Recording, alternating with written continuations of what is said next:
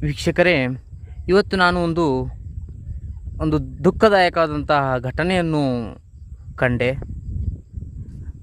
ನನ್ನ ಸಂಬಂಧಿಕರಲ್ಲಿ ಒಬ್ಬ ಅಜ್ಜ ದೂರದ ಹೊಲದಲ್ಲಿ ಅವನು ಕೆಲಸಕ್ಕೆ ಹೋಗಿದ್ದ. ಅದೇ ಸಮಯಕ್ಕೆ ನಾನು ಕೂಡ ಅಲ್ಲಿಂದ ಬರುತ್ತಿದ್ದೆ. ಅವನು ಇದರ ಹಿಂದಿನ ದಿನಗಳಲ್ಲಿ ನನಗೆ ತುಂಬಾ ದ್ವೇಷವನ್ನು ಮಾಡಿದ್ದ. ಯಾವತ್ತೂ ಕೂಡ ನನ್ನ ಜೊತೆ ಮಾತನಾಡುತ್ತಿರಲಿಲ್ಲ. ನನ್ನ ಬಗ್ಗೆ ಅವಹೇಳನವನ್ನು ಜನರಲ್ಲಿ ಹೇಳುತ್ತಿದ್ದ.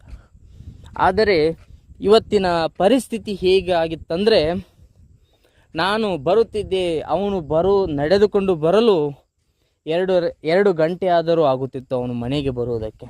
ಆದರೆ ಅದೇ ಸಮಯಕ್ಕೆ ನಾನು ಬೈಕ್ ತಗೊಂಡು ಬರುವಾಗ ಅವನು ಯಾವತ್ತೂ ಮಾತನಾಡಿಸದವನು ನಿಲ್ಲಿಸಿ ನನ್ನ ಮನೆಯ ತನಕ ಬಿಟ್ಟು ಹೋಗು ಅಂತ ಹೇಳಿದ.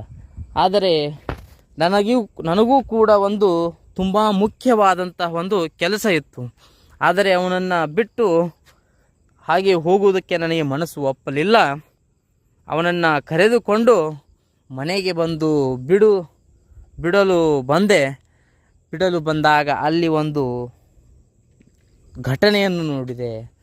ಆ ಅಜ್ಜನ ಮಡದಿ ತೀರಿ ಹೋಗಿದ್ದಳು. ಆ ವಿಷಯವನ್ನು ನನ್ನ ಮುಂದೆ ಹೇಳಲಾರದೆ ಆ ಅಜ್ಜ ಮನೆಗೆ ಬಿಡೊಂದು ಹೇಳಿದ. ಹಾಗೆ ನಾನು ಬಿಟ್ಟು ಹೋಗಿದ್ದರೆ ಆ ಅಜ್ಜನ ಮನಸ್ಸಿನಲ್ಲಿ ನಾನು ಕಠೋರವಾಗಿಯೇ ಉಳಿದು ಬಿಡುತ್ತಿದ್ದೆ. ನಾನು ಕೆಟ್ಟವನಾಗಿಯೇ ಉಳಿದು ಬಿಡ್ತಿದ್ದೆ.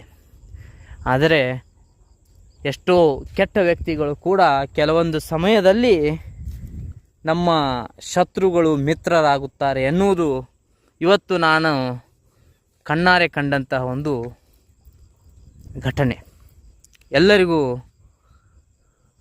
ವಿನಂತಿಸುವುದು ಇಷ್ಟೇ, ಶತ್ರುಗಳನ್ನು ಮಿತ್ರವಾಗಿ ನೋಡಿ ಯಾವ ಶತ್ರುತ್ವವು ಕೂಡ ಇರಲಾರದು ಎಂದು ತಿಳಿಸುತ್ತೇನೆ.